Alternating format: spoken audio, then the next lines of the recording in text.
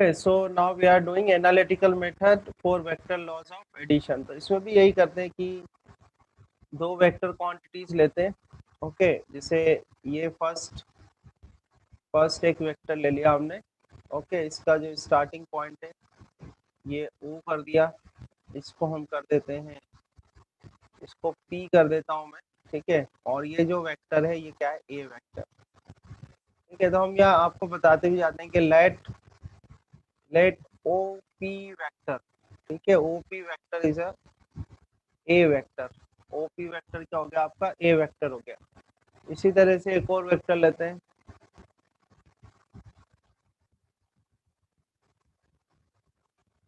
ठीक है, इसको कर देते हैं अपन क्यू। ठीक है, तो O Q vector, O Q vector किसको रिप्रेजेंट कर रहा है, बी वेक्टर को। ये आपका हो गया B, this is a B vector. ठीक है, नाउ थीटा। ठीक है, यहाँ पर हमने लिया थीटा, तो थीटा क्या है, theta equal to angle between, ठीक है, angle between vector A and vector B. A और बी वेक्टर जो है उनके बीच का एंगल कितना है, थीटा है। ठीक है, अब हमें क्या करना है, इसका रिजल्टेंट वेक्टर निकालना है। तो रिजल्टेंट वेक्टर के लिए क्या करेंगे हम, जो ओपी है, ठीक है, ओपी वेक्टर जो है उसके पैरेलल यहाँ पे ड्रॉ करेंगे, एक वेक्टर बना देंगे उसके पैरेलल वेक्टर। ठीक है, तो जैसे आपने बनाया उसके पैरेलल वेक्टर बना दिया, ओपी के पैरेलल बना दिया। ऐसे ही जो ओ क्यू है, ओ क्यू के पैरेलल बनाएंगे। ठीक है, ये इस तरह से कुछ ये ओ क्यू के पैरेलल बनाएंगे, तो ध्यान रखना आप। अच्छा, इसको हम कर देते हैं ये ओ पी क्यू, इसको एस कर देता हूँ। ठीक है, तो आप देखें एक पैरेललोग्राम बन गया आपके पास ओ पी एस क्यू। ठीक है, एक पैरेललोग्राम बन गया। अब इसमें जो है यहाँ पर क्या है, हियर, ये ध्यान रखना, हियर दिस ओपी, जो ओपी है, OP vector is parallel to, OP vector is parallel to Q S vector. ठीक है, तो हम ये कह सकते हैं कि भाई क्यू एस जो वेक्टर है, that Q S vector is also is equal to A vector, कोई प्रॉब्लम नहीं है इसमें।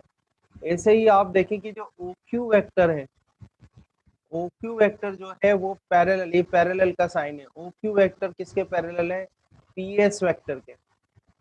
ठीक है, तो हम ये कह सकते हैं कि भाई ये जो पी एस वेक्टर है, that P S vector is equal to, P S vector is equal to B vector. ठीक है, अब जरा ये ध्यान देना कि जो बी वेक्टर है, बी वेक्टर हॉरिजॉन्टल के साथ, हॉरिजॉन्टल के साथ कितना एंगल बना रहा है, थीटा बना रहा है। तो अगर if I extend it in a forward direction, अगर मैं इसे फॉरवर्ड डायरेक्शन में एक्सटेंड कर दूं, है ना, तो ये जो एंगल यहाँ पर बनेगा, ये एंगल कितना होगा बताओ भाई, ये एंगल कितना थीटा। होगा यहाँ, ये भी थीटा ही होगा। Very good, theta. थीटा ही होगा, है ना, आ रहा है ना समझ में। ठीक है, अच्छा, अब हमने एक पैरेललोग्राम बना लिया ना। If I want to find out the resultant vector of A vector and B vector, तो क्या करेंगे, जो इसका इस पैरेललोग्राम का जो डायगोनल होगा, डायगोनल किसको रिप्रेजेंट करेगा, रिजल्टेंट वेक्टर को। तो हम इसका डायगोनल बना लेंगे, ये डायगोनल बनाया आपने। ठीक है, अब ये जो डायगोनल होगा ये किसको रिप्रेजेंट करेगा, रिजल्टेंट वेक्टर को, जिसको हम किससे डिनोट कर देते हैं, आर वेक्टर से डिनोट कर देते हैं। ठीक है, तो यहाँ पर by the parallelogram law I can write that O S vector is equal to what, R vector, and R vector is what, resultant vector of A vector and B vector. A vector और B vector का क्या है, resultant vector है। So I can write that O S vector, O S vector is equal to O P vector, है कि नहीं, और plus O Q vector. It means I can write that R vector is equal to A vector plus B vector, है कि नहीं। और ये अपनी एक इक्वेशन हम इसको कर देते हैं, यहाँ तक कोई दिक्कत नहीं है। अब ये जो एंगल है यहाँ पे, जो आपका अपना आर वेक्टर बना रहा है, आर वेक्टर हॉरिजॉन्टल के साथ जो एंगल बना रहा है वो अपन ले लेते हैं अल्फा। तो हम क्या करेंगे, alpha is equal to what, alpha is a angle made by R vector, R vector मतलब रिजल्टेंट वेक्टर, ठीक है, angle made by R vector with A vector के साथ जो एंगल बना रहा है आर वेक्टर, ठीक है। और इसी को हम क्या कहते हैं, इसी को हम बोलेंगे direction of resultant, direction of resultant vector, ठीक है, डायरेक्शन ऑफ रिजल्टेंट वेक्टर है ना। क्योंकि आपको अगर angle, if I you know the angle from the horizontal of the resultant vector, तो आप उसकी डायरेक्शन भी बता सकते हो। अब ये तो इसकी सारी इंफॉर्मेशन हो गई, आई होप आपको समझ में आया होगा सबको। अभी हमें करना क्या है, हमें ये करना है कि जो रिजल्टेंट वेक्टर है, रिजल्टेंट वेक्टर का मैग्नीट्यूड निकालना है और रिजल्टेंट वेक्टर की डायरेक्शन निकालनी है। क्योंकि अगर मुझे रिजल्टेंट वेक्टर का मैग्नीट्यूड और रिजल्टेंट वेक्टर की डायरेक्शन पता लग गई, तो मुझे क्या है, रिजल्टेंट वेक्टर पता लग जाएगा, है कि नहीं, यही तो चाहिए ना मुझे। तो हमें क्या करना है, आर वेक्टर का मैग्नीट्यूड और डायरेक्शन निकालनी है, ठीक है, in terms of A vector and B vector. Okay, तो हम क्या करते हैं, ऑलमोस्ट काफी सारी स्टेप्स तो यहाँ पर हो ही गई हैं। Now we draw a perpendicular, हम क्या करते हैं, परपेंडिकुलर ड्रॉप करते हैं एस से, कहाँ पर, ये हॉरिजॉन्टल एक्सिस पर, ठीक है, ये जो हॉरिजॉन्टल एक्सिस है इसमें यहाँ पर एक परपेंडिकुलर ड्रॉप करते हैं। इस तरह से हमने एक परपेंडिकुलर ड्रॉप करा, ठीक है, और ये जो परपेंडिकुलर ड्रॉप करा है इसको एम कर देते हैं, ठीक है। तो हमने क्या लिखा कि भाई ड्रॉ अ परपेंडिकुलर फ्रॉम, ठीक है, draw a perpendicular from S to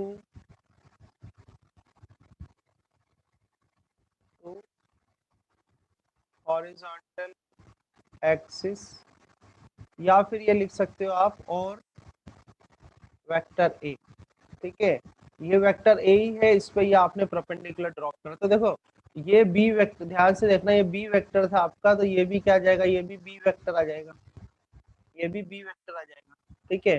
तो ये जो ग्रीन वाली लाइन दिख रही है ना आपको, ये वाली लाइन, ये किसको, ये वाली जो है ये किस वेक्टर को रिप्रेजेंट कर रही है, ये रिप्रेजेंट कर रही है बी वेक्टर को, ठीक है। तो अगर हम इसको यहाँ प्रिंसिपल एक्सिस पे आपको ड्रॉ करके बताऊं, जरा ध्यान से देखना, ये हमने एक प्रिंसिपल एक्सिस बनाई है, ठीक है, थोड़ा और अच्छे से बना देते हैं।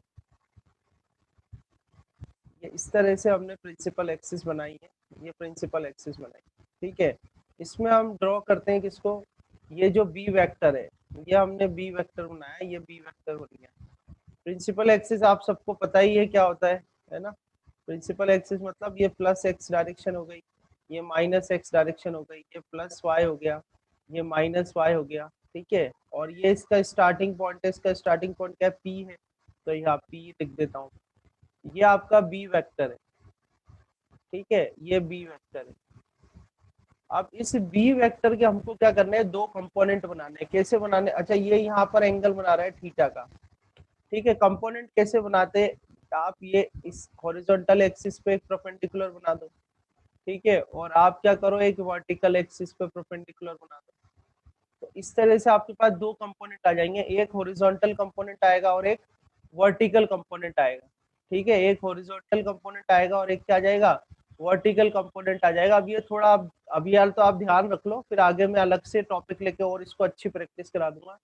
कि अगर ध्यान से सुनना, अगर कोई भी वेक्टर क्वांटिटी, अगर कोई भी वेक्टर क्वांटिटी प्रिंसिपल एक्सिस में नहीं होती, तो उसको प्रिंसिपल एक्सिस में क्या करना पड़ता है, रिजॉल्व करना पड़ता है।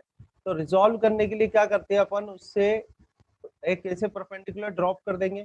तो जिस एक्सिस से एंगल लगा हुआ है, जिस एक्सिस से, जैसे यहाँ पर किस एक्सिस से एंगल लगा हुआ है, प्लस एक्स एक्सिस पर, तो वो कंपोनेंट तो आता है कॉस थीटा, तो ये क्या हो जाएगा, बी कॉस थीटा हो जाएगा। और दूसरा वाला जो कंपोनेंट है वो जाता है साइन थीटा, तो ये हो जाएगा बी साइन थीटा, ठीक है। ये मैंने आपको सेपरेटली सॉल्व करके बताया। तो आप यहाँ देखो, ये आपका बी वेक्टर है, ये आपका बी वेक्टर है, बी वेक्टर है, तो आपने इस पॉइंट से, जो कि अपना यहाँ पर क्या, ये एस पॉइंट है, ये रहा एस पॉइंट, ये रहा एस पॉइंट, एस पॉइंट से आपने परपेंडिकुलर ड्रॉप करा और ये पॉइंट क्या आया आपका एम आया, तो ये एम आ गया। तो ऐसे करके पी से लेके एम तक, ये पी से एम तक कितना हो जाएगा आपका बी कॉस थीटा हो जाएगा। समझ में आ रहा है कितना हो जाएगा बी कॉस थीटा। ये समझ में आया कंपोनेंट बनाना। ठीक है, क्या होता है कि कोई भी वेक्टर क्वांटिटी अगर प्रिंसिपल एक्सिस में नहीं है तो उसको क्या करना पड़ता है, प्रिंसिपल एक्सिस में रिजॉल्व करना पड़ता है। तो जब आप रिजॉल्व करोगे तो वो वेक्टर क्वांटिटी जिस एक्सिस के साथ एंगल बना रही होती है, या आप ये कह सकते हो कि जिस एक्सिस से एंगल चिपका हुआ होता है, जिस एक्सिस से एंगल चिपका हुआ होता है वो हमेशा cos थीटा आता है और दूसरा वाला क्या आता है sin थीटा आता है। तो इस तरह से आ गया ये b cos थीटा, ये आ गया b sin थीटा। ठीक है, अब देखो आगे आप देखते हैं, नेक्स्ट पेज पे चलते हैं अपन, क्योंकि डेरिवेशन थोड़ा स्पेस लगेगा इसमें। ठीक है, तो अब हम इसमें एक ट्राइंगल लेते हैं। ट्राइंगल देखो आप, ये ट्राइंगल आ रहा है अपना ओ एस ओ एम। ठीक है, तो हम ये लेते हैं कि भाई in triangle S O M. ठीक है, और इस एस ओ एम में अपन लगा देते हैं Pythagoras theorem.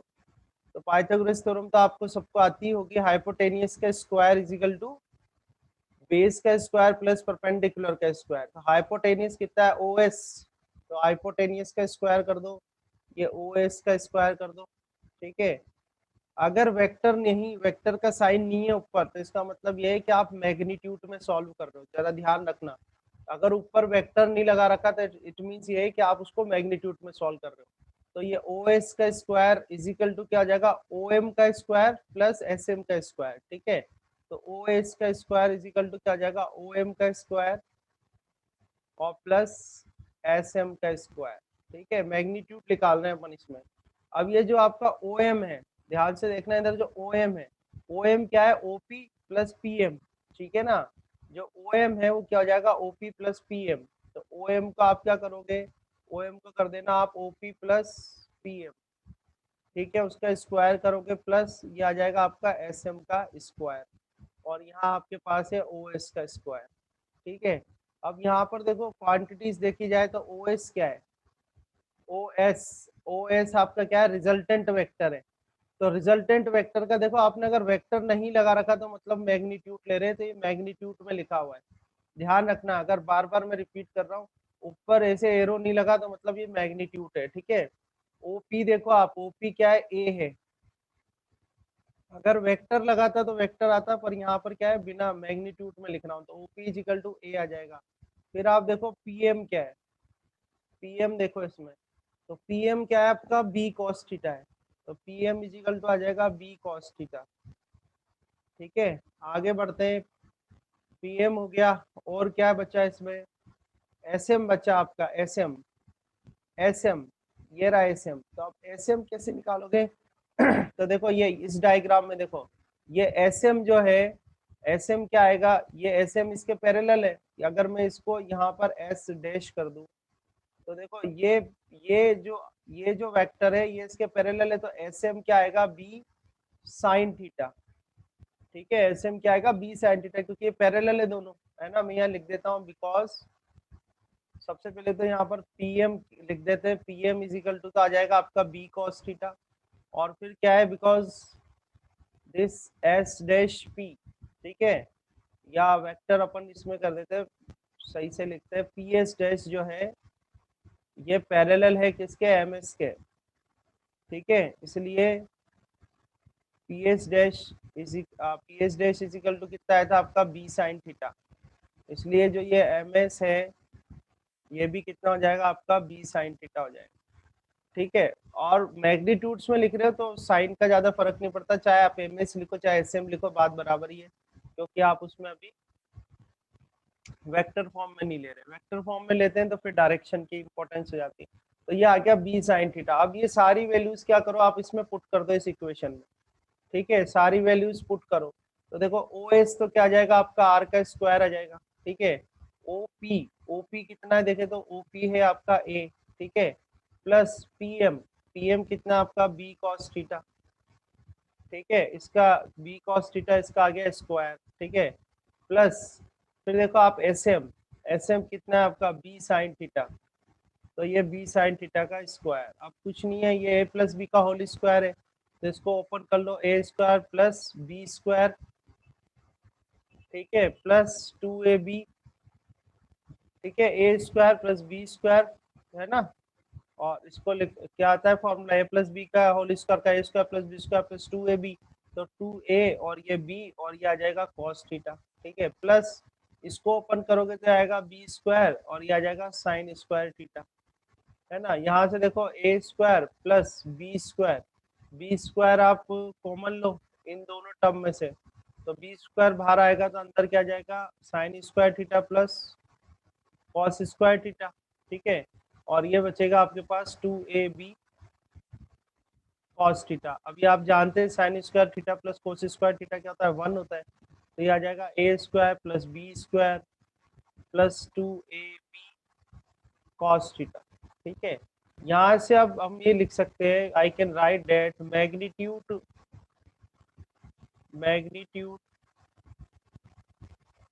Of magnitude of a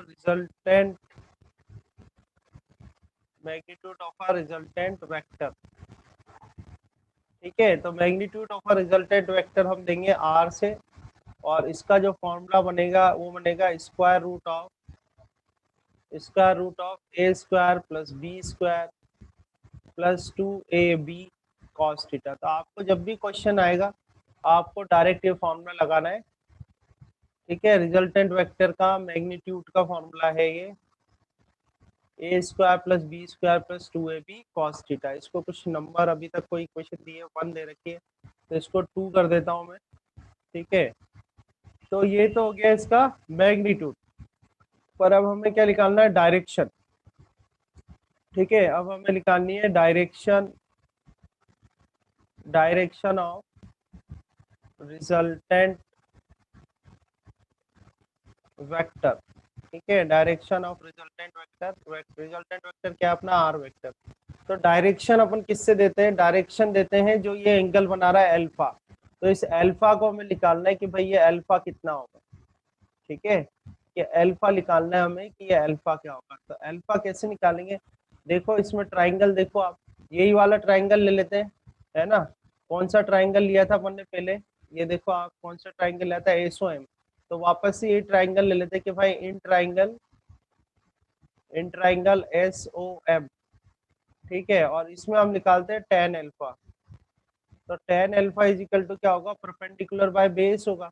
perpendicular क्या है इसमें, एसएम, परपेंडिकुलर क्या है इसमें एसएम, ठीक है, और बेस क्या है इसका, देखो बेस है आपका ओएम, तो एसएम डिवाइड बाय क्या आ जाएगा, ओएम आ जाएगा, ठीक है। फिर आपने अभी देखा था ओएम इजिकल टू कितना है, ओएम इजिकल टू देखो इधर, ओएम इजिकल टू क्या है, ओपी प्लस पीएम है, ठीक है। तो इसको हम कर देंगे एसएम और ओएम को क्या कर देंगे, ओपी प्लस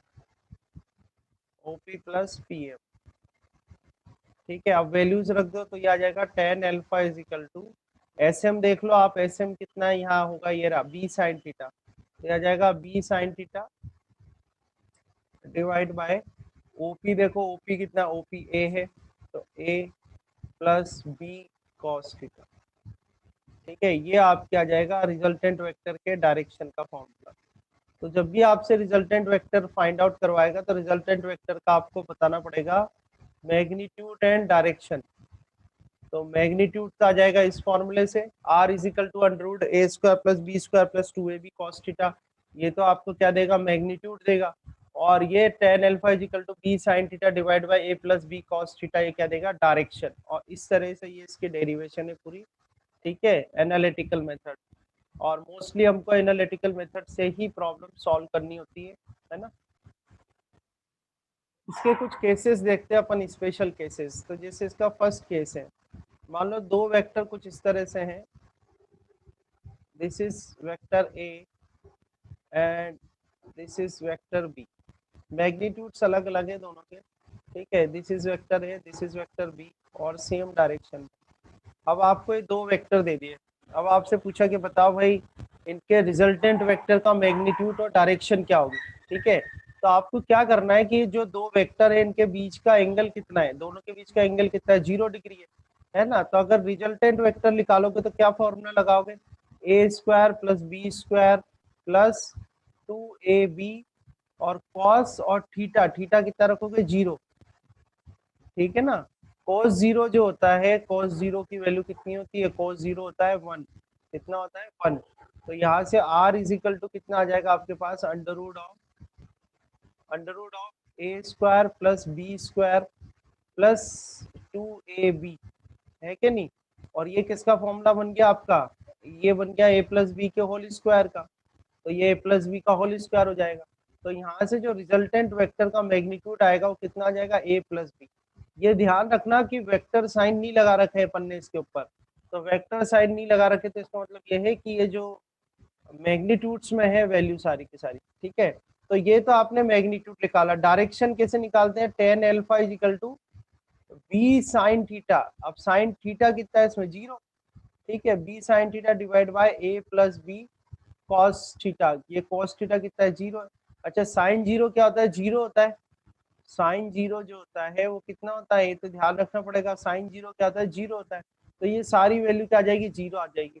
अब टेन थीटा में 0 कहाँ पर होता है, टेन थीटा में 0 होता है टेन 0 पे। तो यहाँ से अल्फा इजिकल टू कितना आ जाएगा, 0 आ जाएगा। तो इससे क्या पता चला कि if there is two vectors, these two vectors are the collinear vectors हैं, ठीक है, लाइक वेक्टर्स हैं, लाइक वेक्टर्स है ना, हमने स्टडी करा था ना। तो लाइक वेक्टर्स हैं, तो जो इनका रिजल्टेंट वेक्टर होगा, रिजल्टेंट वेक्टर क्या होगा, ए प्लस बी। जो रिजल्टेंट वेक्टर आएगा उसका वो कितना, उसका मैग्नीट्यूड कितना होगा, ये क्या है मैग्नीट्यूड, ये है मैग्नीट्यूड, ठीक है। और ये जो है ये क्या रिप्रेजेंट कर रही है, डायरेक्शन। तो डायरेक्शन क्या होगी 0, यानी इसी डायरेक्शन में होगा, और ये कितना होगा a प्लस बी, ठीक है। अब इसी केस को हम ये कर दें, आपने अनलाइक वेक्टर पढ़े थे, अनलाइक वेक्टर में क्या था, जैसे ये a वेक्टर है, ये वाला आपका a वेक्टर है, ठीक है। और दूसरा वेक्टर इस तरह से आपने बना दिया, ये वेक्टर आपका बना हुआ है, ठीक है, ये आपका हो गया b इसमें सर 180 डिग्री हो जाएगा। हाँ बस वेरी गुड बेटा, very good. Theta is equal to कितना हो जाएगा 180 डिग्री, ये बताया था ना मैंने, अनलाइक वेक्टर वाला है। अच्छा इसके लिए सॉल्व यस करेंगे सर। तो क्या आ जाएगा आंसर, तो देखो मैं इसका जो रिजल्टेंट का मैग्नीट्यूड क्या आएगा, स्क्वायर रूट लगा दोगे आप, A square plus B square plus 2ab, और यहाँ आ जाएगा cos 180 डिग्री। अब cos 180 कितना होता है, तो ये थोड़ा आप देखना, आप कितना होता है cos 180, cos पाई कितना होता है -1, ठीक है।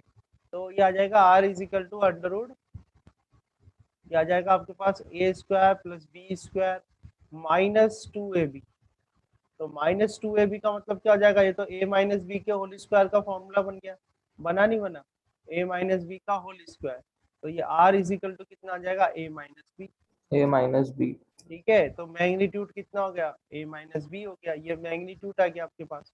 अब अगर डायरेक्शन निकाली जाए तो tan alpha is equal to कितना आ जाएगा, b sine theta divide by A plus B cos theta, ठीक है, b sine theta divide by A plus B cos theta. अब इसमें क्या है, देखो इसका केस क्या हो सकता है कि देखो आपने कोई, आप इस तरह से हो, आप एक मान लो वेक्टर क्वांटिटी अपनी फोर्स है, क्या है फोर्स है। अगर मान लो यहाँ पर जो फोर्स लग रहा है वो 4 न्यूटन का है, और ये फोर्स जो है 10 न्यूटन का, तो रिजल्टेंट वेक्टर की डायरेक्शन कितनी होगी, क्या क्या एंगल होगा, यहाँ सारे एंगल इस साइड से मेजर करते हैं, ये तो आपको पता ही होगा। तो रिजल्टेंट वेक्टर का एंगल कितना हो जाएगा इस केस में, 180। 180 डिग्री हो जाएगा। और अगर इसी को मैं रिवर्स कर दूं, इसी को अगर हम क्या कर दें, रिवर्स कर दें कि भाई यहाँ पर तो 4 न्यूटन है, यहाँ पर 10 न्यूटन है, तो रिजल्टेंट किस तरफ जाएगा, रिजल्टेंट कितना हो जाएगा, अब कितना आ जाएगा। आप सोचो कि आपको एक जना ये राइट साइड से पुश पुल कर रहा है 10 न्यूटन से, एक 4 न्यूटन से पुल कर रहा है, तो आप किस तरफ जाओगे, 10 की तरफ ही तो जाओगे। तो रिजल्टेंट फोर्स तो आपका उस तरफ हुआ, तो कितना एंगल बनेगा फिर रिजल्टेंट का हॉरिजॉन्टल के साथ, 0 डिग्री। 0 डिग्री बनेगा, बस सीधा से हिसाब है। तो ये 0 डिग्री भी हो सकता है और 180 डिग्री भी हो सकता है, डिपेंडिंग ऑन वेक्टर्स, ठीक है। 0 डिग्री कब होगा, जैसे ये इस साइड तो ए वेक्टर लग रहा है और इस साइड जो है बी वेक्टर लग रहा है। फोर्स भी एक वेक्टर क्वांटिटी है, तो इसलिए मैंने फोर्स का एग्जांपल ले लिया। ठीक है, तो इस केस में क्या होगा, देखो इस केस में क्या हो जाएगा आपके, जैसे मान लो मैग्नीट्यूड ऑफ ए, मैग्नीट्यूड की बात कर रहा हूँ, मैग्नीट्यूड ऑफ ए बड़ा है मैग्नीट्यूड ऑफ बी से, तो रिजल्टेंट वेक्टर की डायरेक्शन जो है वो राइट साइड में होगी, है ना। तो यहाँ पर जो अल्फा आ जाएगा आपका, जो एंगल आ जाएगा वो कितना आ जाएगा, 0 डिग्री आ जाएगा, रिजल्टेंट वेक्टर की डायरेक्शन। अगर मान लो बी वेक्टर बड़ा है ए वेक्टर से, ठीक है, तो अल्फा कितना हो जाएगा आपका, 180 डिग्री हो जाएगा। इस तरह से आंसर आ जाएगा, ठीक है ना। अच्छा, ये दो केस हो गए, और केस बताते हैं इसमें आपको।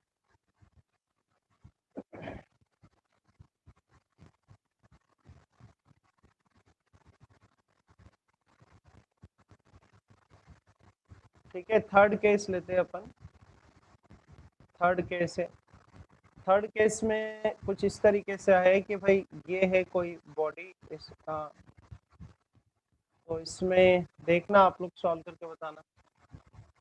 ये एक वेक्टर ये हो गया, एक वेक्टर ये हो गया, ठीक है। तो ये आपका हो गया ए वेक्टर,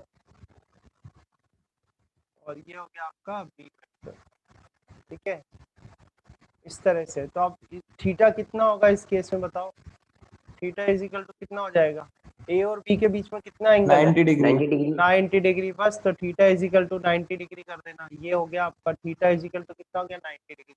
अब इसका आपको रिजल्टेंट निकालना है, तो रिजल्टेंट कितना आ जाएगा, तो cos 90 जो होता है, cos 90 होता है 0, और जो sin 90 होता है, sin 90 होता है 1। तो आप यहाँ देखो ये फॉर्मूला है, A square plus B square plus 2ab cos theta, तो ये cos 90 0 हो जाएगा। तो आपके पास क्या बचेगा, r is equal to under root A square plus B square. A square plus B square बचेगा खाली, ठीक है। तो एक ये आ गया रिजल्टेंट वेक्टर का मैग्नीट्यूड, और डायरेक्शन आप निकालोगे तो tan alpha is equal to b sin theta, यानी कि sin 90, ठीक है, b sin theta divide by a plus b cos theta मतलब cos 90। तो इससे देखो आप, तो tan alpha is equal to कितना आ जाएगा, sin 90 1 होता है तो ऊपर से b आ जाएगा, cos 90 0 होता है तो यहाँ पर a आ जाएगा, ठीक है। तो ये अल्फा इज इक्वल टू आपके पास आ जाएगा tan inverse b divide by a। तो ये आ जाएगा आपके पास, ये काफी काम आएगा ये भी आपके, ठीक है। तो ये कुछ केसेस मैंने बताए, फिर क्वेश्चंस भी हम कराएंगे आपको, है ना। तो